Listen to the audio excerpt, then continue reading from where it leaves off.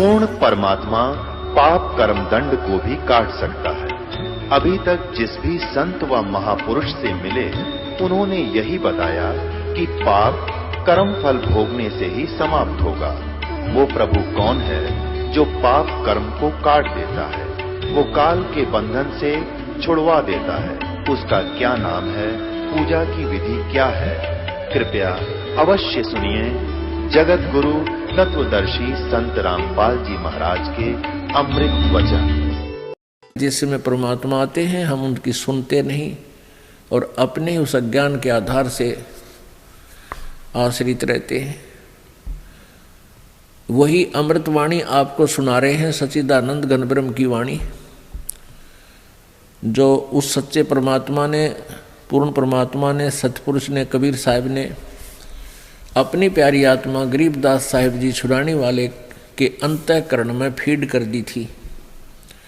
और उस वाणी को फिर उस गरीबदास जी ने बोला, और उससे पहले परमात्मा स्वयं आकर के बोल के गए थे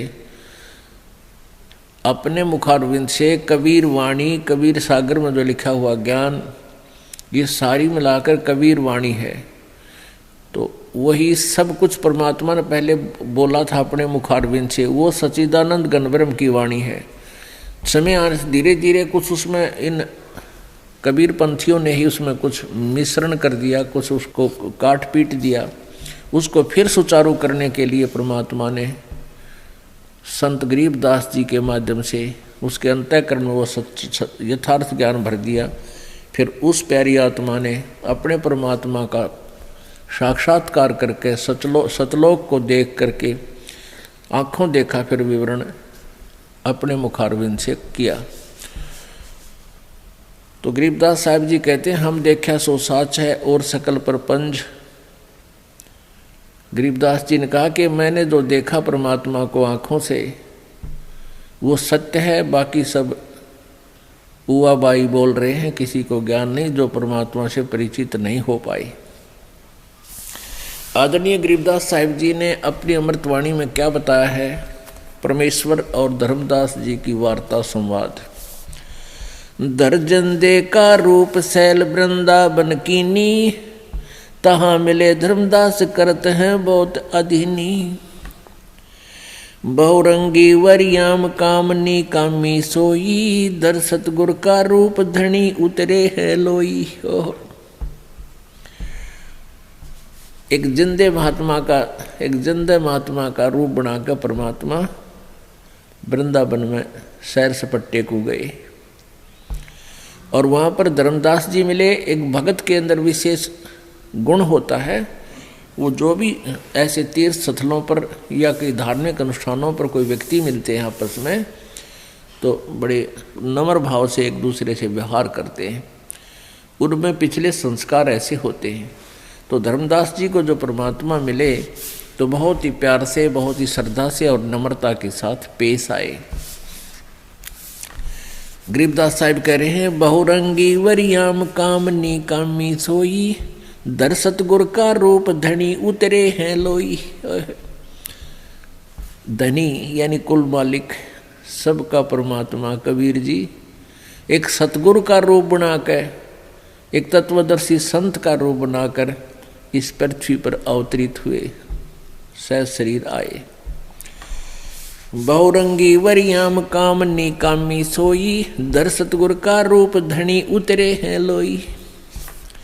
परम उजागर ज्ञान ध्यान बहुरंगी बाना, तहाँ मिले धर्मदास आचार विचार दीवाना।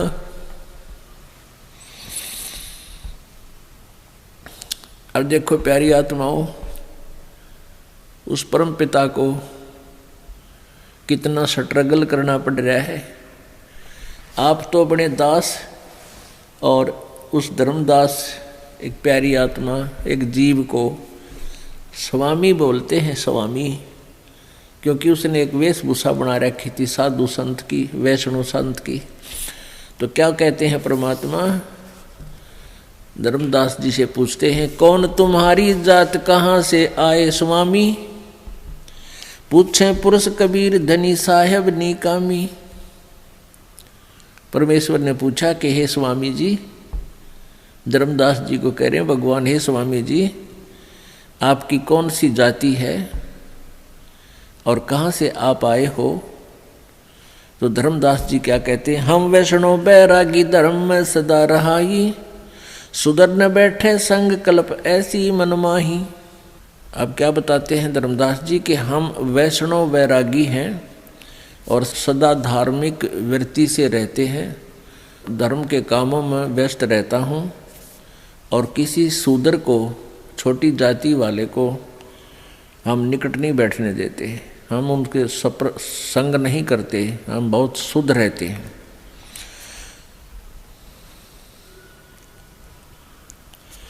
सुन जिंदा मम ज्ञान को अधिक आचार विचार, हमारी करनी जो करे उतरे भवजल पार। क्या बताता है कि सुन जिंदा, मैं जो साधना कर रहा हूँ और ऐसी साधना कोई करेगा तो उसका बेड़ा पार होगा, वो भवसागर से पार हो जाएगा। तो परमात्मा क्या पूछते हैं, बोले धनी कबीर सुनो वैष्णव बैरागी, कौन तुम्हारा नाम गाम कहिए बड़भागी। कौन कौम कुल जात कहाँ से गवन, कहाँ को गवन किया है, कौन तुम्हारी रैस किन्हें तुम नाम दिया है। यानी हे वैष्णव वैरागी, परमात्मा धनी कबीर बोल रहे, परमात्मा पूछ रहे हैं कि आप कहाँ से आए हो, कौन तुम्हारा नाम है, कौन तुम्हारा गांव है और कहाँ को जा रहे हो, यहाँ से आगे आप कहाँ जाओगे और किसने तुमको नाम दिया है, कौन तुम्हारा गुरु है। परमात्मा पूछ रहे हैं, कौन तुम्हारा ज्ञान ध्यान सुमरण है भाई, कौन पुरुष की सेव कहाँ समाधि लगाई, किस भगवान की तुम पूजा करते हो। को आसन को गुफा के भर मत रहो सदाई, सालग सेवन कीन बहुत अति भार उठाई। को आसन को गुफा कहते हैं कहीं विशेष स्थान पर रहते हो स्वामी जी, परमात्मा पूछ रहे हैं। वो तंत्र्यामी थे पर एक जीव की तरह वार्ता कर रहे हैं। कोई किसी विशेष स्थान पर रहते हो या कोई गुफा में स्थान बनाया है या ऐसे ही रमते राम हो, घूमते ही रहते हो। आपने बहुत ज़्यादा ये सालग्राम उठा रखे हैं, मूर्ति उठा रखी है, गीता और पुराणों को साथ लिया हुआ है। जोड़ी झंडा धूप दीप तुम अधिक आचारी, बोले धनी कबीर भेद कहियो ब्रह्मचारी। अब क्या कहते हैं भगवान, बीच बीच में कुछ ऐसी भाषा बोलते हैं ताकि ये बिदक को नहीं, धर्मदास बिदक नहीं, सारी बात बता ले, मेरी सुन ले। हमको पार लंघाइयो परम उजागर रूप, जिंद कह धर्मदास से है तुम हो मुक्ति स्वरूप। जब नो देखने कहा कि मुझको पार करियो, भगवान कहते हैं उस जीव को, धर्मदास को, कि मुझको पार लगाइयो। आप तो बहुत अच्छे संत दिखाई देते हो और आप तो बिल्कुल मोक्ष के अधिकारी हो, आप तो मोक्ष दाता हो, मुझे भी कुछ ऐसा मार्ग बता दो मेरा कल्याण हो। फिर धर्मदास जी लगा बताना, ना तो ना भी बताओ भाई, क्यों पूछे तू, के मतलब तेरा। बांधोगढ़ है गाम नाम धर्मदास कही जय, वैसे कुली कुल जात सुधर की नहीं बात सुनी जय। कहते हैं मेरा गांव बांधवगढ़ है, मध्य प्रदेश में बांधवगढ़ एक स्थान था बहुत अच्छा। अब तो वहाँ वो खंडर हो गया, बाकी अब भी वहाँ हम देख कर आए थे कि छोटा सा कस्बा सा है। बांधवगढ़ है गाम नाम धर्मदास कही जय, वैसे कुली कुल जात सुधर की नहीं बात सुनी जय। सरगुण ज्ञान स्वरूप ध्यान सा लग की सेवा, मन लागिर छड़कंत संत सब पूजय देवा। 68 तीर्थ नान ध्यान कर कर हम आए, पूजय सालग राम तिलक गलमाल चढ़ाए। धूप दीप अधिकार आरती करे हमेशा, राम कृष्ण का जा परटत है शंकर शेषा। अब क्या बताते हैं कि हम शालिग्राम की पूजा करते हैं, हम सरगुण भगवान सरगुण पूजा पर विश्वास करते हैं और धूप दीप आरती हम हमेशा करते हैं। राम कृष्ण और शंकर भगवान का हम नाम जपते हैं। नेम धर्म से नेह स्नेह दुनिया से नाही, आरूढ़ बैराग और की मानू नाही। कति फाइनल कर दिया धर्मदास ने कि मुझे जो मार्ग मिल गया वो फाइनल है और मैं उस पर पूरा आरूढ़ हूँ, मैं और की ना मानूं किसी की बात को। नेम धर्म से नेह, मेरा जो क्रियाएं हैं मेरा उसमें पूरा लगाव है, श्रद्धा है और मुझे किसी दुनिया से कोई मोह ममता नहीं है। और आरूढ़ बैराग और की मानो नाही, मुझे जो मार्ग मिल गया है मैं उसके ऊपर पूर्ण रूप से आरूढ़ हूँ, दृढ़ हूँ और किसी की नहीं मानूं। सुन जिंदे मम धर्म को वैष्णो रूप हमारे, 68 तीर्थ हम किए चीन्या सिरजनहार। नो कह मैंने 68 तीर्थ कर लिए दूसरी, क्योंकि कई चक्कर मार लेते हैं ये श्रद्धालु लोग। पहले भी घूम आया था, दूसरी बार फिर शुरुआत कर रखी है। बोले जिंदा बैन कहाँ से सालग आए, को 68 का धाम मुझे तत्काल बताए। राम कृष्ण कहाँ रहे नगर वो कौन कहावे, ये जड़वंत है देवतास क्यों घंट बजावे। सुने गुने नहीं बात दात पत्थर के स्वामी, कहाँ भर में धर्मदास चीन अपने जो पदनी कामी। राम कृष्ण कोटों गए वो धनी एक का एक, जिंद कहे धर्मदास से बूझो ज्ञान विवेक।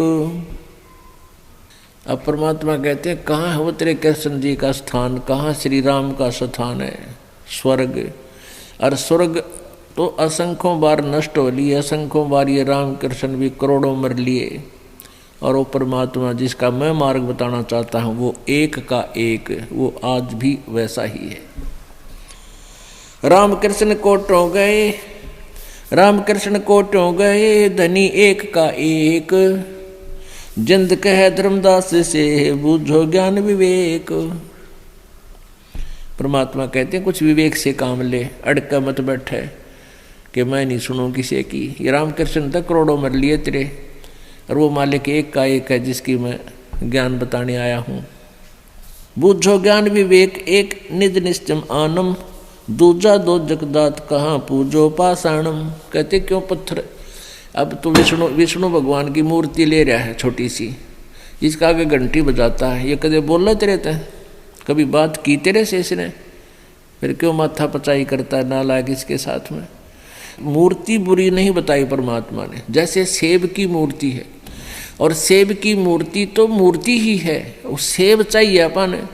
यानी आप श्री कृष्ण राम की मूर्ति बनाए बैठे हो, इस मूर्ति से काम नहीं चले। राम और कृष्ण वो शक्ति प्राप्त हो, राम और कृष्ण मिले आपको जब लाभ दें, यानी विष्णु जी की प्राप्ति हो, तो वो साधना करें। ये साधना और ये मंत्र जो तुम करते हो ये किसी सदग्रंथ में नहीं है। बूझो ज्ञान विवेक एक निज निश्चय आनम, कहते ऐसा विवेक वाला ज्ञान सुनो जिससे तुझे एक परमात्मा पर विश्वास दृढ़ हो। और दूसरे की पूजा करते हो तो वो उसको छोड़कर अन्य उपासना आन उपासना करते हो तो नरक के भागी बनते हो। अनंत कोट ब्रह्मांड रच तज सब तज रह नियार, जिंद कह धर्मदास सो जाका करो विचार। अनंत कोट ब्रह्मांड को रच के एकांत स्थान पर बैठा है सतलोक में, उस परमात्मा का विचार कर। जिस परमेश्वर ने तेरी माँ के पेट में भी रक्षा की, वहाँ इन पत्थरों ने जिन मूर्तियों को तोड़ दिए फिर इन्होंने तेरी मदद नहीं की थी। जठरा अग्नि में राख साख सुनो धर्मदासा,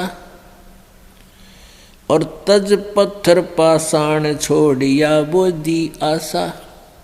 जिस भगवान ने तेरा माँ के पेट में भी परिवर्ष की तेरी रक्षा की है, और उसकी तरफ ध्यान, उसकी साख सुन, उसकी महिमा सुन, और ये पत्थर और इन पुण्य तीर्था न छोड़ दे। या बोधी आशा, बोधी आशा माने इससे तेरा को कोई लाभ नहीं होगा, ये व्यर्थ उपासना है। जाका करो विचार सकल दिन सृष्टि रचाई, वार पार नहीं कोई बोलत है सब गटमाही। बोलत है धर्मदास सुनो जन दे मम बाणी, कौन तुम्हारी जात कहाँ से आए प्राणी। अब धर्मदास जी दांडी पाक रहा था, न्यू कह धर्मदास जी ने बोले सुन जन दे मम बाणी, मेरी बात सुन, मेरे वचन सुन, और तेरी कौन जात है और कितना आया तू हे जीव। भगवान को जीव बोलता है, वो साधु बन कांडी पाक रहा था। बोलत है धर्मदास सुनो जन दे मम बाणी, कौन तुम्हारी जाति कहाँ से आए प्राणी। ये अचरज की बात कही ते मुँह से लीला, ना माँ के पिया दूध पत्थर से करी करीला। नरसिला नित नाच पत्थर के आगे रहते, जाकी हुंडी झाल सावण दो सा कहते। पत्थर से रैदास दूध जिन बेग पिलाया, सुन जिंदे जगदीश कहाँ तुम ज्ञान सुनाया। परमेश्वर परवान पत्थर ना कहिए जिंदा, ना माँ की छान छुआई दई देखो सरसंधा। सरगुण देवा सारे है निर्गुण से नहीं नेहे, सुन जिंदे जगदीश तू हम शिक्षा क्या दे। अब क्या कहता है धर्मदास, कहते आपने कैसे कह दिया इसको पत्थर मेरी मूर्ति को, ये तो भगवान है, भगवान पत्थर ना कहिए जिंदा। और देख नामदेव ने पत्थर को दूध पिला दिया था, और नरसिंह जी भी पत्थर की मूर्ति बनाकर उसके आगे डांस करते थे, नाचते थे, रोते थे, भगवान को याद करते थे। और उनकी हुंडी को परमात्मा ने कैस कराया था। और नामदेव जी ने भी पत्थर को दूध पिलाया था। तो आप इनको पत्थर कैसे कह रहे हुए, तो भगवान है। परमात्मा ने कहा आप कितने दिन से इन पत्थरों की पूजा कर रहे हो। धर्मदास जी ने कहा मैं तो बचपन से ही लगा हुआ हूं, आज तक आपसे किसी पत्थर ने दूध पिया? अगना मेरे से तो नहीं पिया। फिर जिन महापुरुषों के तू उदाहरण देता है उसकी बैकग्राउंड सुने, ध्यान तो बताता हूं। नामदेव जी पिछले जन्म जन्मांतर के बहुत प्यारी आत्मा थी, हमारे ही सेवक थे। कभी किसी युग में परमेश्वर कहते हैं वो सच्ची भक्ति किए हुए थे, किसी कारण से वो पार नहीं हो सके, तो पुनर्जन्म जब उनका हुआ, उनके साथ वो सिद्धि पिछले पुण्य की वो साथ होती है, पिछले संस्कार उनके साथ होते हैं। और उनकी सच्ची श्रद्धा को देखकर पत्थर ने नहीं दूध पिया, परमात्मा कहते हमने ही वो दूध पिया, उस पत्थर ने नहीं पिया।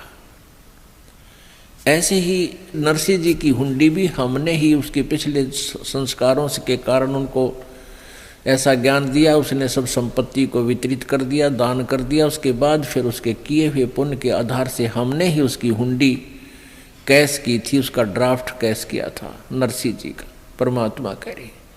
और जिन साधनाओं से तू वर्तमान में कर रहा है, या वर्तमान में वो नामदेव जी कर रहे थे या रविदास जी करते थे मेरे से मिलने से पहले, परमात्मा कहते, या रविदास जी करते थे, नरसिंह जी करते थे, वो साधना वर्तमान में कुछ भी लाभ देने वाली नहीं थी। उसके पिछले पुण्य के आधार से उनको ये लीलाएं हमने ही की थी।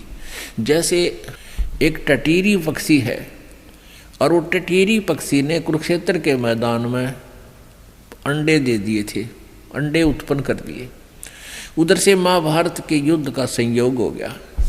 उसने भी अर्ज करी थी, वह कौन से मंत्र जाप करे थी, वह कौन से भगवान ने इष्ट मान रही थी, वह पिछले जन्म जन्म की कोई संत नहीं थी, उसके पुण्य कर्म उसके साथ थे। तो परमात्मा ने उसकी भी पुकार सुनी थी और उसके अंडों को सुरक्षित रख दिया था। एक बहुत बड़ा हाथी का बहुत बड़ा घंटा उसके ऊपर डाल दिया, घंटाड़ा, महाभारत हो गया, अग्निबाण छूटे, लाखों लोग मर गए, वो अंडे सुरक्षित रहे। तो वह कौन से मंत्र जाप करे थी, वह कौन से पत्थर ने दूध पियाया करती, पत्थर पूजती थी। वो पिछले संस्कार से कुछ लीलाएं हुई हैं, उन्हीं पर तुम गलत ढंग से आरूढ़ हो गए। अब धर्मदास कुछ नरम हुआ। फिर परमात्मा क्या बोले, बोले जिंद कबीर सुनो बाणी धर्मदासा, हम खालक हम खलक ये सकल हमरा प्रकाशा। परमात्मा कहने लगे कि सुन धर्मदास कि हम खालिक यानी पूरी सृष्टि के हम मालिक हैं, मैं मालिक हूँ, कबीर जी कहते हैं। और हम ही खलक यानी हम ही से खलक, यह सारी सृष्टि मुझसे ही उत्पन्न है। मैंने ही वचन से सब ब्रह्मांडों को रचा था, फिर इस काल को इसके तप के आधार से इसको दे दिया था। हम ही से चंद्र सूरज, हम ही से पानी और पवना, हम ही से धरनी आकाश रहे हम 14 भुवना। हम रचे सब पाषाण नदी, ये सब खेल हमारा, अचराचर चौखान बनी विधि 18 12। हम ही सृष्टि संजोग विजोग किया वो भांति, हम ही आदि अनादि, हम हैं अवगत के नाती। हम ही माया मूल, हम ही हैं ब्रह्म उजागर, हम ही अदर बसंत, हम ही हैं सुख के सागर। परमात्मा कहते हैं कि ये जो मूल माया है ये भी हमने ही रची है, ब्रह्म की उत्पत्ति भी हमने ही की है, और हम अधर बसंत, हम ऊपर रहते हैं। अधर अधर्म का अधर्म टांग रखा ऊपर ने। हम ही अधर बसंत और हम ही हैं सुख के सागर। परमात्मा कहते हैं कबीर जी कि हम ही सुख के सागर हैं। हम ही से ब्रह्मा विष्णु ईश है कला हमारी, हम ही पद परवान कल्प कोट जुगतारी। परमात्मा कहते हैं हम साहेब सतपुरुष हैं, ये सब रूप हमारे, जिंद कहे धर्मदास से शब्द सत्य घनसार। बोलत है धर्मदास सुनो सर्वंगी देवा। अब धर्मदास जी बोलते हैं, बोलत है धर्मदास सुनो सर्वंगी देवा, दिखत पिंड और प्राण कहो तुम अलख अभेवा। नाद बिंद की दे शरीर है प्राण तुम्हारे, तुम बोलत बड़ बात नहीं आवत दिल हमारे। खान पान सा स्थान देह में बोलत दीसम, कैसे अलख स्वरूप भेद कहियो जगदीसम। कैसे रचे चंद और सूर नदी गिरवर पाषाणा, कैसे पानी पवन धरनी पृथ्वी असमाना। कैसे सृष्टि संजोग विजोग करे किस भांति, कौन कला करतार कौन विद अवगत नाती। कैसे घटकट रम रहे किस विद रहो नियार, कैसे धरती पर चलो कैसे अदर आधार। अब धर्मदास जी प्रश्न करते हैं, क्योंकि देखो हमारी इतनी बुद्धि काम करे थी, बच्चों जैसा दिमाग था हमारा सभी का लोकवेद के आधार से। अब धर्मदास जी क्या कह रहे हैं कि हे जिंदा, आप अपने आप को परमात्मा कह रहे हो, भगवान बता रहे हो, आप तो मेरे सामने बैठे हो, आप खाते पीते नजर आते हो, आप चलते फिरते हो, बोल रहे हो, आपका शरीर दिखाई देता है। अब हमारी सबकी बुद्धि यहाँ सेट हो रही थी कि परमात्मा तो निराकार है, वो दिखता को ना, वो पृथ्वी पर आता ही नहीं। और उधर से विष्णु जी को भगवान मान रखा है, उसकी मूर्ति ले रखी है भले आदमी ने। और क्या कहते हैं, बोलत हैं धर्मदास सुनो सर्वंगी देवा, दिखत पिंड और प्राण कहो तुम अलख अभेवा। कि तेरे तो सारा शरीर दिखे, तू जीव रूप में बैठा है, मनुष्य रूप में हैं, और तू अपने आप को भगवान कहता है अलख अभेवा, यानी मेरा कोई भेद नहीं जानता, मैं अलख हूं, मुझे कोई देख नहीं सकता। नाद बिंद की दे शरीर है प्राण तुम्हारे, कि तेरा शरीर दिखे न्यू का न्यू हमारे जैसा। और तुम बोलत बड़ बात नहीं आवे दिल हमारे, तू बात करे बड़ी बड़ी धर्मदास कहता है कि तुम बात करते हो बड़ी बड़ी कि मैं भगवान हूँ, पर मेरे मन में यह बात समाती नहीं आपकी कि तू भगवान हो सकता, क्योंकि तू सामने मुझे दिखाई दे रहा। देखो हमारी ऐसी बुद्धि थी सबकी, हम अपने भगवान विष्णु की पूजा करते थे और फिर भी किसी से चर्चा होती थी भाई क्या करता है, दूसरा कहता मैं तो भाई 2 घंटे बैठ कर ध्यान लगाता हूँ। भाई परमात्मा कैसा है, क्यों तो निराकार है, वो दिखाई थोड़ा ही देता है। हम भी यही बोली बोला करते थे। अब परमात्मा की रोशनी में, परमात्मा के तत्व ज्ञान के चांदने में अब पता चला। एक शेख फरीद नाम के महान आत्मा थे। ये पिछले संस्कार से जिनके अच्छे होते हैं, पुण्य कर्म होते हैं, वही प्राणी परमात्मा के पाने का प्रयत्न कर रहा होता है। उसको जैसा भी मार्ग मिला है उस पर लगा ही होता है, वो रुक नहीं सकता भगवान की भक्ति बिना। तो शेख फरीद जी बचपन से ही, पिछले जन्म से ही भगवान की भक्ति करते आ रहे थे, लेकिन जैसे मार्गदर्शक मिलते हैं उन्हीं पर आरूढ़ हो जाते हैं। ये मुसलमान धर्म में जन्म था शेख फरीद का। ये शरारती, बहुत बच्चे शरारती होते हैं। माँ ने सोचा ये शरारत बहुत करता है, इसको किसी तरह सेट करूं। उसने कहा बेटा तू नमाज किया कर।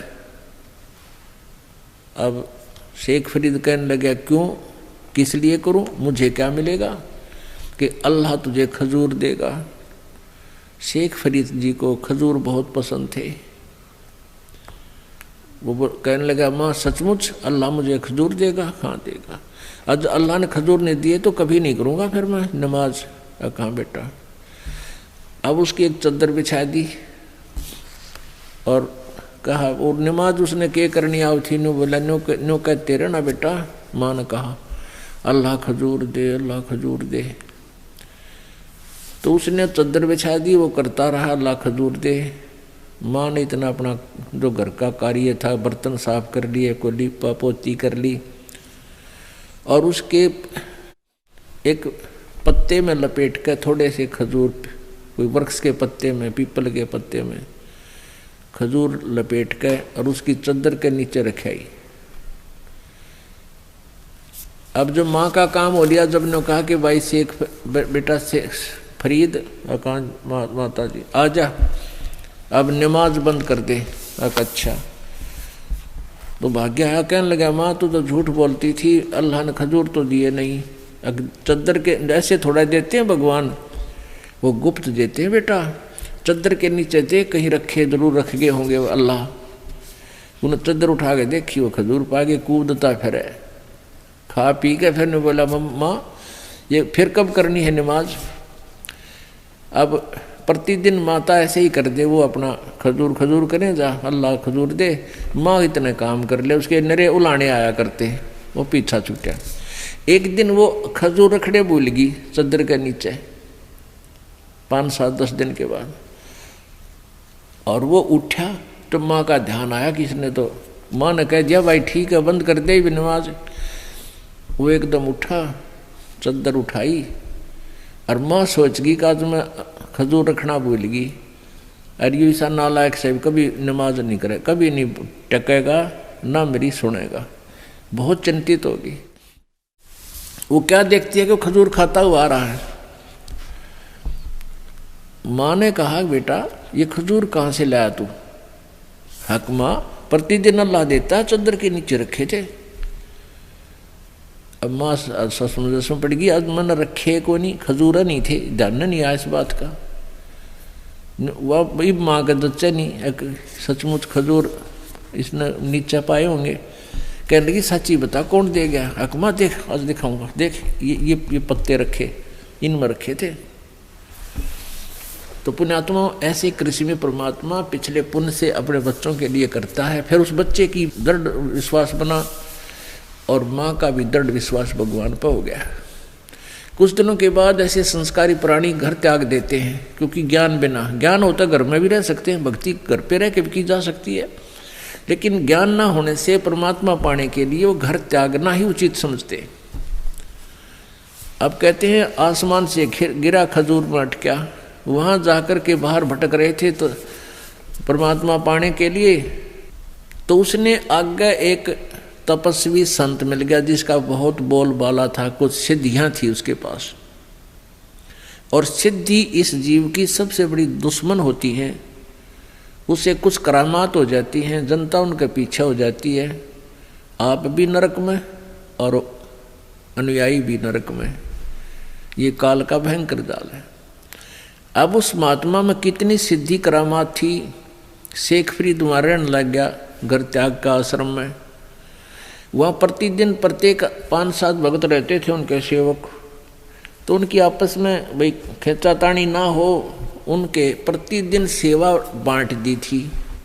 और कुछ श्रद्धालु ये विशेष कर ये सोचते हैं भी हम भी गुरु जी की सेवा करें, हमारा भी नंबर आवे, इसलिए प्रतिदिन उनका एक दिन बांट रखा था कि एक दिन ये भगत सेवा करेगा गुरु जी की, एक दिन ये करेगा, एक दिन ये करेगा। अब शेख फरीद जो घर से निकला था परमात्मा पाने के लिए, और परमात्मा मिलता है गुरु जी को रिझाने से, गुरु जी को प्रसन्न रखने के से परमात्मा प्राप्ति होती है। कहते हैं हरि रूठे गुरु ठोर है, गुरु रूठे नहीं ठोर। इस तरह के ज्ञान से वो पूरी तरह रंगा जा चुका था। उसको ये विचार था जब घर छोड़कर आया हूँ, परमात्मा पाने के लिए आया हूँ, तो कोई ऐसी त्रुटि ना बने जैसे मेरे गुरु जी से मेरा प्यार कम हो जा। पुण्यात्मा विधान तो यही है, लेकिन नकल करके इसको बिगाड़ देते हैं, श्रद्धालुओं को बर्बाद कर देते हैं। लेकिन श्रद्धालु तो उन्हीं को आधारित बनाकर अपनी क्रियाएं करते हैं।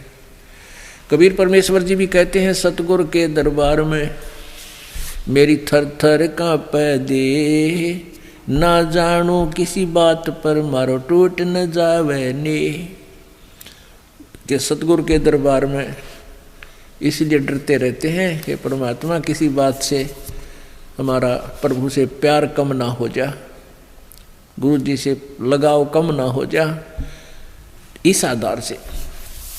तो शेख फरीद जी बहुत ही पंचुअल और ऐसी क्रियाएं करता था जो गुरु जी को हरदम पसंद आवे थी, और वो कभी ना कभी उस बच्चे को विशेष शाबाशी दे ही देते थे गुरु जी।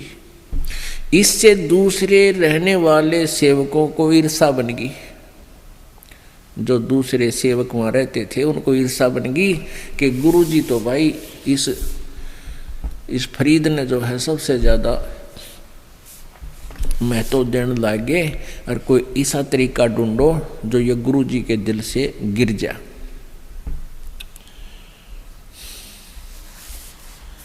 अब क्या किया कि वो प्रतिदिन वो उनका गुरु जी हुक्का पिया करता।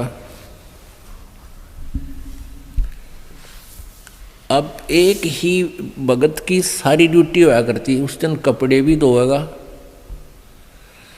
उनका खाना भी बनावेगा, हुक्का भी भरेगा, आग बनावेगा, दोनों टाइम जब भी जितनी बार खाना खावे। तो वो गुरुजी जो था खाना खाने के तुरंत बाद हुक्के की डिमांड करता था। अगर कोई 5-7 मिनट लेट हो जाता, 10 मिनट, तो उस सेवक ने डंडा पीटा करता। इतना क्रोधी था, क्योंकि तपस्वी में तामस ज़्यादा होता है। वो तपस्या को ही आधार बताया करता था, और स्वयं भी तपस्या करके ही ये कुछ सिद्धियाँ प्राप्त किए हुए था वो गुरु उनका, शेख फरीद जी का। तो एक दिन वर्षा का मौसम था, वर्षा नहीं थी लेकिन मौसम चौमासे का था। अब शेख फरीद ने अग्नि, जैसे खाना बनाया, अग्नि बन जाती है, उसमें और लकड़ी लगा के हुक्का भरने के योग्य अग्नि तैयार कर ली। वो पहले ही कर लेते थे। फिर खाना खिलाने जाते थे, खाना खिलाते ही हुक्के की चलम ला करके ताखू डाल कर हुक्का भर कर गुरु जी को दे देते थे। शेख फरीद को तो पता था, अपनी तरफ से उसने आग बनाकर रखी हुई थी कि अभी खाना खिलाते ही आराम से हुक्का भर कर दे दूंगा। उधर से उनके दूसरे जो शिष्य भाई थे, गुरु भाई थे, उन्होंने वो अग्नि बुझा दी जो हुक्का भरने वाली थी। अब शेख फरीद तो खाना खुना खिला के आराम से बर्तन बुर्तन साफ करके फिर हुक्का भरना चला। अब देखा उसने जाके आग को नहीं, आग तो खत्म है। उसने सोचा मौसम वर्षा का है, इस करके बुझ गई होगी। वहीं से चलम उठाई, तम्बाकू डाला और गांव लगभग आधा किलोमीटर की दूरी पर गांव था। और वहाँ देखा एक घर में धुआं उठ रहा था। दौड़ा दौड़ा गया और वो माई क्या कर रही थी कि लकड़ियाँ लगा रही थी, धुआं ऐसे फूंक मार रही थी, फू फू। आँखों में धुआं बढ़ रहा था, आँखों में आंसू आ रही थी, दुखी हो रही थी। आग बढ़ा नहीं थी क्योंकि मौसम वर्षा का, आग जल नहीं रही थी। तो उसने जाकर कहा, माई अग्नि देना, माई अग्नि देना, हुक्का भरना है, गुरुजी के लिए हुक्का भरना है। अब शेख फरीद ने सोचा जब गुरुजी नाराज हो गए तो बात बिगड़ गई, मेरी तो करी कराई कमाई गई सारे जीवन की। और ये गुस्सा बहुत करते हैं और नाराज, और फिर कई दिन सेवा नहीं दिया करते थे जिससे थोड़ी सी त्रुटि हो जाती। तो माई के पास जाके कमाई अग्नि देना, माई अग्नि देना। माई कहने लगी आँख फोड़वा ले जब मिल लेगी अग्नि, हैं आँख फोड़ ले जब मिल लेगी अग्नि। मेरी तो आँख फूट गई और धुएं में। वह कहते नहीं थी मैं धुएं में आँख फूट गई, तो भी फोड़वा ले धुएं में जब मिल रहा अग्नि। यानी तू बना क्यों ना ली तेने वहाँ पर अपनी अग्नि। तो उसने सोचा या माई ने कहा आँख फोड़ ले, इस आँख फोड़ेगा जब आग दूंगी। नो बोला माई ये ले, चमटा दे के आँख काट के देती कि ले माई आँख फोड़ दी, मैंने ये बाग दे दे, अग्नि दे दे। ये माई ने देखा इतना सचमुच महात्मा भगत ने तो आँख फोड़ दी। एक लोग बैठ की तू लेते, अगले महाराज बदले ले जा आगे। तूने फटाफट अग्नि भरी और ऐसे आँख का कपड़ा बन जा रुमाल सा, और फिर भाग लिया। अब अंधेरा सा हो गया था। गुरुजी ने पहली आवाज लगाई रे शेख फरीद हुक्का ना लिया भाई। दूसरी फेर लगाई और तीसरी लगाई ने बोला रे कित मर गया तू आज, कहाँ चला गया तने इतने हुक्का नहीं भरा, तेरा दिमाग खराब हो गया दिखे। उन्होंने सोचा बिगड़ की बात। इतना मैंने बोला आ गया गुरुजी, आ गया गुरुजी, यो आ गया। रख के हो गया था गुरुजी, यहाँ आग बुझ गई थी, मौसम खराब है ना, और वहाँ से भाग कर ले आया हूँ गुरुजी, माफ़ करना। कहा अच्छा भाई रख दे। अब वो तो हुक्का पीने सुखराटे भरा करता, सो जाया करता। गुरुजी तो रोटी खा के हुक्का पी का अपना पड़ जाता। तो उसने देखा रे शेख फरीद यो आँख के लग गया बेटा। अकबर दया है आपकी महाराज, के लग गया था आपके होते होते हैं, ऐसे ही थोड़ा सा बस, ज़्यादा कुछ बताया नहीं। अब वो तो पी का लेट गया। अब माई ने सारी रात नींद आई नहीं, रात हो गई थी कि जाऊँ क्यों कर आश्रम में। वो संत बात नहीं करें। सुबह गई हुआ, आँख ने धर रही एक बर्तन में छोटे से में, वो आँख जो काट के वहाँ गेर का आया था। और आके ने बोलिए महाराज जी मेरे से गलती होगी, माफ़ करना। वह डरगी की पदे शराब दे दें, वचन बुढ़ा काट दे संत। उनके चेले के साथ मैंने ऐसी बदतमीजी कर दी। वह डरती डरती ने कहा जी मेरे से गलती होगी। क्या हो गया माई? संत ने पूछा कि आपका शेष अग्नि लेने गया था, मैं धुएं में दुखी हो रही थी, लकड़ी गीली थी, मौसम खराब था, आग ना बढ़े थी, और मैंने तो गुस्से में कहा था कि आँख फोड़ ले जब मिलाकर, जब बनेगी अग्नि, जब मिलेगी अग्नि। आपके चेले ने आँख काट के दे दी। महाराज ये देखो, मैंने माफ़ कर दियो। उन्होंने बुला रहे कौन? शेख फरीद हो रहे ना? वो आया, कहाँ जी? क्या बात हो गई थी जी? ऐसे ऐसे अग्नि बुझ गई थी, मैंने सोचा गुरुजी रुष्ट हो जाएंगे, और माई ने बोली आँख फोड़ ले जब आग मिलेगी। मैंने आँख फोड़ दी गुरुजी के लिए। जब माटी है, ये शरीर आपका है गुरुजी। उनकी सच्ची श्रद्धा देख कर सीने से लगा लिया उस संत ने और कहा बेटा खोल दे पट्टी। वो पट्टी खोल दी। उसकी आँख नो की नो होगी पूरी, लेकिन थोड़ी छोटी रहेगी। आँख नो की नो ओके, स्वस्थ होगी। और वह एक निकली पड़ी बाहर। तो ऐसी भी सिद्धि उस संत के पास थी, लेकिन फिर भी मोक्ष मार्ग नहीं था, ज्ञान ठीक नहीं था। ऐसी सिद्धि होने के बाद, ऐसी करामात होने के बाद उस क्षेत्र में उस काल के दूत की इतनी महिमा बन गई उस संत की। ओहो, दुनिया गुण गावा, भाई कमाल कर दिया, नहीं हो गया, वह बात आग की तरह फैल गई। काल तो ऐसे ही करता। तो पुण्यात्माओं, ऐसी महिमा देखकर किसी संत की उसके ऊपर जो आश्रित हो गए वह कैसे दूर हों। परमात्मा कहते हैं, शब्द महल में सिद्ध 24 हंस बिछोड़े विश्वे 20। इस पिछले जन्म की कमाई और वर्तमान की हठ योग क्रियाएं और विशेष मंत्र के एक विशेष जाप से सिद्धियां आ जाती हैं। परमात्मा कबीर जी कहते हैं, ये तो एक सिद्धि हमारी भक्ति से, हमारा जो मंत्र है, इस मंत्र से भगत के अंदर 24 सिद्धियां आ जाएंगी। लेकिन इन सिद्धियों को यूज नहीं करना, नहीं तो कर्म बिगड़ जाएंगे, भक्ति बिगड़ जाएगी। क्या बताते हैं? शब्द महल में सिद्ध 24 हंस बिछोड़े विश्वे 20। एक सिद्धि सुरदेव मिलावे, एक सिद्धि तन मन वृत्ति बतावे, एक सिद्धि हो पवन स्वरूपी, एक सिद्धि हो वे अनुरूपी। एक सिद्धि निस्वा सर जागे, एक सिद्धि सेवक हो आगे। एक सिद्धि सुरगापुर ध्यावे, एक सिद्धि जो सब गट छावे, एक सिद्धि सब सागर पीवे, एक सिद्धि जो बहु जुग जीवे। एक सिद्धि जो उड़े आकाशा, एक सिद्धि परलोक के वासा। एक सिद्धि कष्ट तन जारा, एक सिद्धि तन हंस नियारा। एक सिद्धि जल डूब न जाई, एक सिद्धि जल पैर न लाई। एक सिद्धि बहु चोले धारे, एक सिद्धि नी तत्व विचारे। एक सिद्धि पांचों तत् नीरम, एक सिद्धि जो बजर शरीरम। एक सिद्धि पीवे नहीं खाई, एक सिद्धि जो गुप्त छिपाई। एक सिद्धि जो ब्रह्मंड चलावे, एक सिद्धि सब नाद मिलावे। एता खेल खिल्यारी खेले, सो हम हंसा प्रगट वेले। 24 को ना दिल चावे, सो हंसा शब्द अतीत कहावे। प्रासिद्धि पूर्ण पटरानी, सतलोक की कहूँ निशानी। सतलोक सुख सागर पाया, सतगुरु भेद कबीर लखाया। परमहंस देखो परवाना, जन कहता दास गरीब दीवाना। अब परमात्मा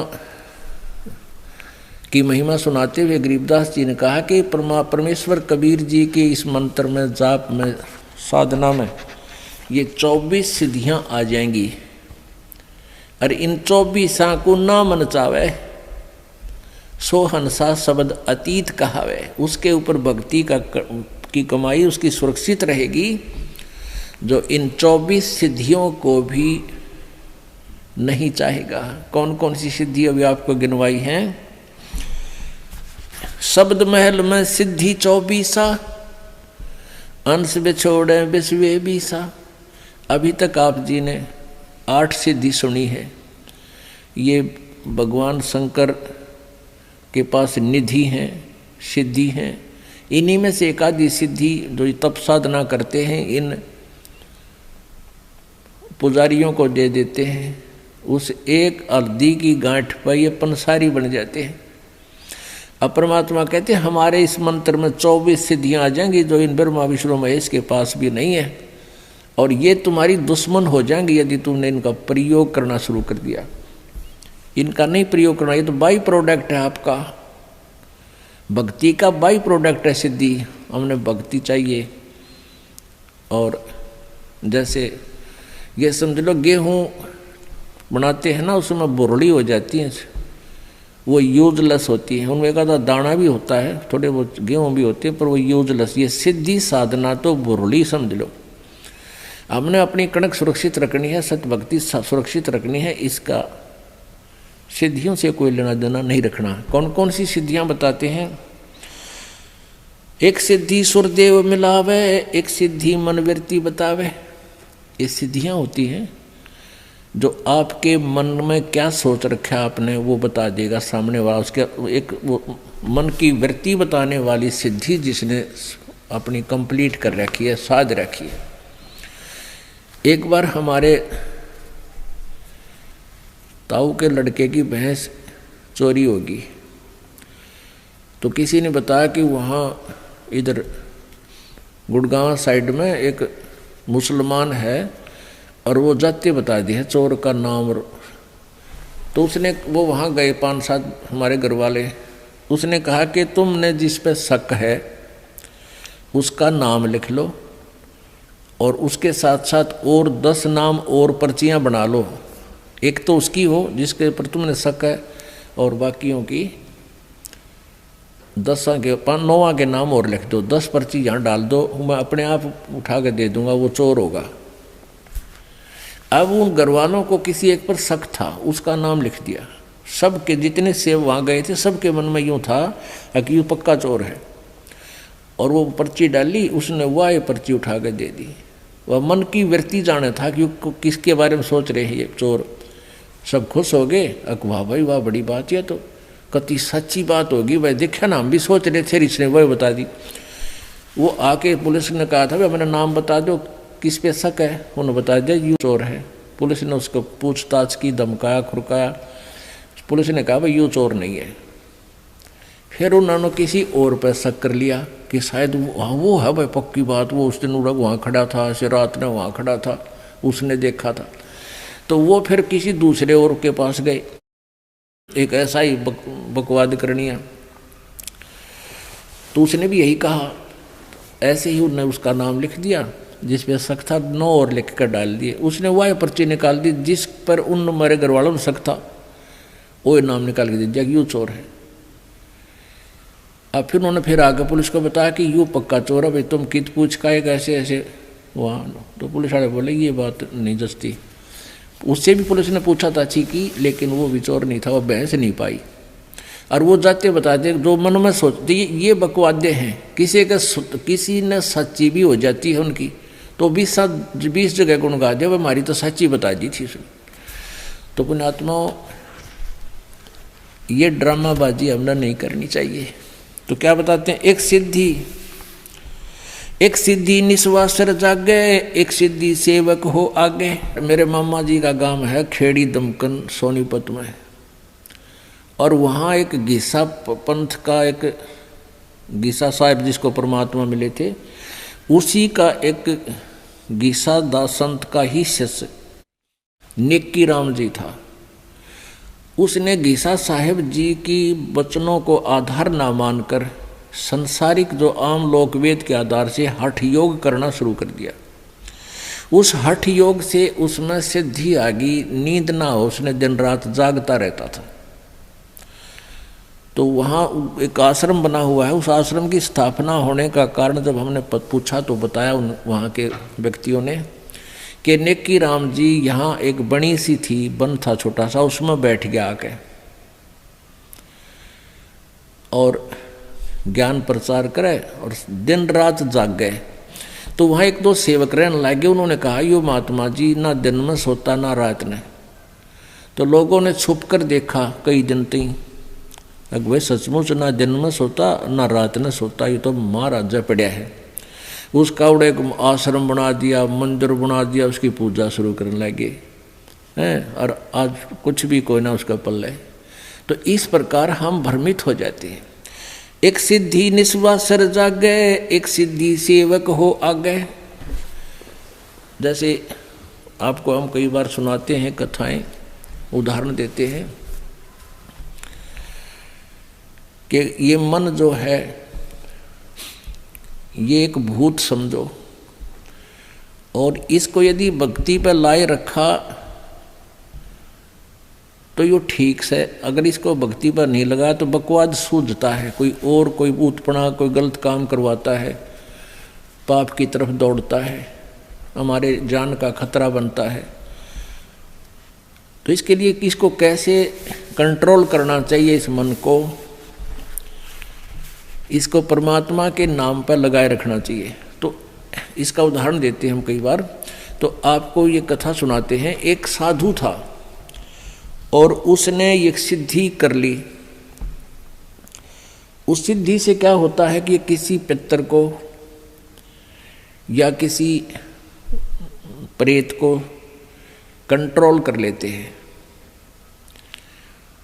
तो उसकी साधना के कारण ईश्वरीय शक्ति से वो जो सिद्ध किया हुआ जो होता है वो सेवक रूप में प्रकट हो जाता है। वो केवल उसी को दिखाई देता है। ये सिद्धि उसकी साधना से ऐसा हो जाता है। एक संत के पास, एक तपस्वी के पास ऐसी सिद्धि थी, लेकिन उसमें एक अवगुण था कि उसको अगर काम ना बताया गया,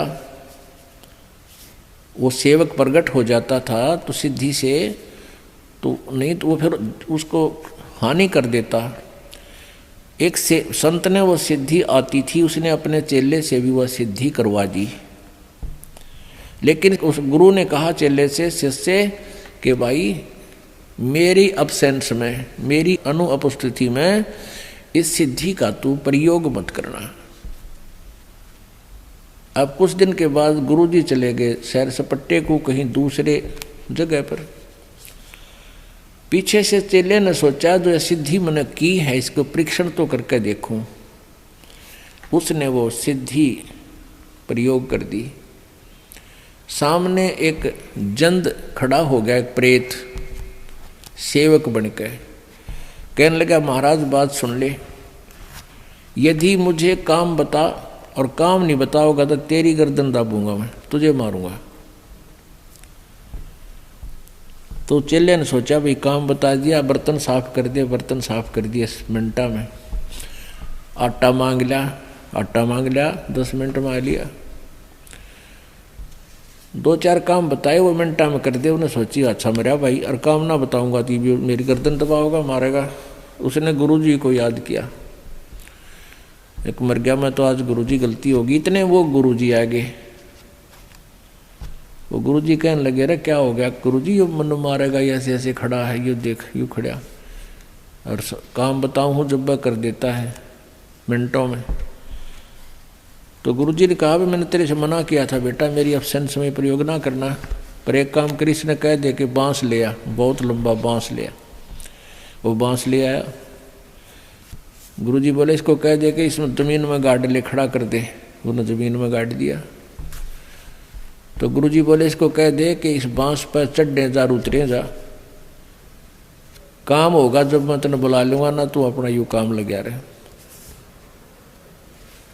तो ऐसे ही इस मन को कंट्रोल करने की विधि बताई परमात्मा ने। संसारी काम करे इतने तो काम में लगे। फिर इस राम नाम के बांस पर चढ़ाए जा, उतारे जा इस मन रूपी भूत को। इसने ठाली ना छोड़े ना, यू हानि कर देगा। ये मन जब भी भक्ति से दूर हो गया, इस राम नाम के बांस तो उतर गया, उसी समय देख लेना आपको लेकर डूब जाएगा, उसी स्थान पर जा छोड़ेगा जहाँ से शुरू हुए थे। तो ये बता रखा कि एक सिद्धि निस्वासर जागे, दिन रात जागे, एक सिद्धि सेवक हो आगे, एक सिद्धि स्वर्गापुर धावे, एक सिद्धि जो सब गठ छावे, एक सिद्धि सब सागर पीवे, एक सिद्धि जो बहुजुग जीवे। एक सिद्धि जो सब सागर पीवे, एक अगस्त नाम के ऋषि जी थे। उन्होंने सारे जीवन में एक सिद्धि प्राप्त कर ली, सारे सागर पीण की। एक ऐसी शक्ति है, ईश्वरीय पावर है, ऐसी शक्ति है जो उसको सिद्धि कर लेता है। तो इसने कोई बात होगी थी, कहा सुनी, तो अगस्त ऋषि ने एक ही घूंट में अपना 7 सागरों को पी लिया था। अपने आत्माओं, ये जो शक्ति है भगवान की, वो ऐसी ही अटपटी होती है। आम आदमी इस बात को नहीं समझ सकता। ये तो वही समझ सकते हैं जो परमात्मा से परिचित है। उसने एक घूंट में 7 सागर पी लिए, इतनी सिद्धि उसको प्राप्त हो गई थी, लेकिन मोक्ष नहीं।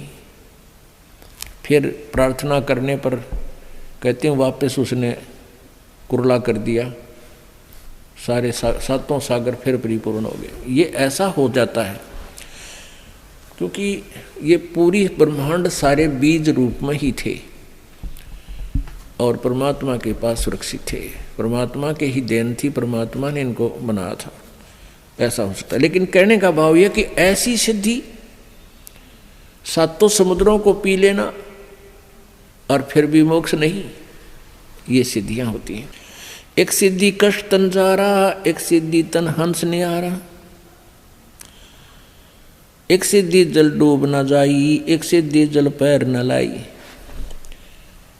एक सिसाना गांव है सोनीपत जिले में, सिसाना, और सिसाना गांव में एक ईसाईपंथी से संबंधित था एक व्यक्ति, साधक, नेकीराम परंपरा से। तो वही हठ योग करके उसने सिद्धि प्राप्त कर ली। क्या सिद्धि थी उसके पास? वहाँ के वेदाबी की बात है हमारे सामने की। कहते हैं इस महाराज जी ये तालाब में अगर निकल जाता है, कीचड़ में अगर निकल जाता है, इसके पैर का पानी ना लगता, इसके पैर का जल गीला नहीं करता इसको। और कई बार लोगों ने देखा, व्यक्तियों ने, फिर वो महाराज बना लिया और सिसाने में उसका चमटा गाड़ दिया, इतना बड़ा आश्रम बना रखा और नाम लिख दिया नारायण महाराज। वो नारायण नारायण क्या करता, उसका नाम मैं नारायण रख दिया, उसका वैसे वास्तविक नाम कुछ और है। तो इस तरह के ड्रामाबाजियों से हम भगवान से दूर होकर के इन सिद्धि युक्त व्यक्तियों पर आश्रित हो गए, जो वो भी जन्म बर्बाद कर गए और अनुयायी भी बर्बाद हो गए। अब हम अपने उसी पर आते हैं। तो शेख फरीद जी, जब वो महाराज जी उनका शरीर छोड़ गया महात्मा, तो शेख फरीद जी ने सोचा भाई परमात्मा, गुरु जी कहा करते जितना अधिक तप करोगे, शरीर को ज़्यादा कष्ट दोगे, भगवान निकट होगा, प्रभु के दर्शन होंगे, अल्लाह का दीदार हो जाएगा। तो शेख फरीद ने सोचा भी भगवान के लिए तो मैं आया हूँ, परमात्मा के लिए ही सारा कुछ करने लगे हैं और भगवान ने ना मिला तो फिर इस शरीर का करूँगा क्या। तो उसने 12 वर्ष तक घोर तप किया, अन्न भी नाम मात्र सा खाया, क्योंकि घना खाना खाने मन में बकवाद घनी आवे। ये सोच के उसने, कहते हैं 12 वर्ष में 50 किलो अन्न खाया। 12 वर्ष में 50 किलो एवरेज निकाल लो, रोज का 10 ग्राम बना है, 5 ग्राम अन्न, 5 ग्राम इतना का। और सूख के अस्थि पिंजर रह गया शरीर। तो उसने देखा कि बाहर अगर बैठता हूँ तो कौवे आ जाते हैं, आंखें निकाल लेते हैं, मांस तो था ही नहीं। तो एक बार ऐसे बाहर लेटा हुआ था, कौवे आ गए, माथे पर बैठ गए, मर्त जान के, अक्यों तो मरा पड़ा है, इतना वीक हो गए थे शारीरिक। और कहीं तन पर मांस दिखाई नहीं दिया। आँख सोची, कौव्या ने सोची आँख निकाल लें इसकी मुर्दे की। तब शेख फरीद ने हाथ हिलाया, हाथ जोड़ कर बोला, भाई कौव्यो मेरी आँखें मत खाओ, मेरे शरीर पर कहीं मांस शेष हो उसने चुन चुन कर खा लो भाई, मेरी आँख छोड़ दो, हो सकता है मुझे परमात्मा के दर्शन हो जाए, मैं उन्हें देखना चाहता हूँ। प्रभु के दर्शन करने के लिए मेरी आँख छोड़ दो, मेरे शरीर पर से जो मांस बचा उसने खा लो तुम, मैं मना नहीं करता। इतना कहकर रोने लगी।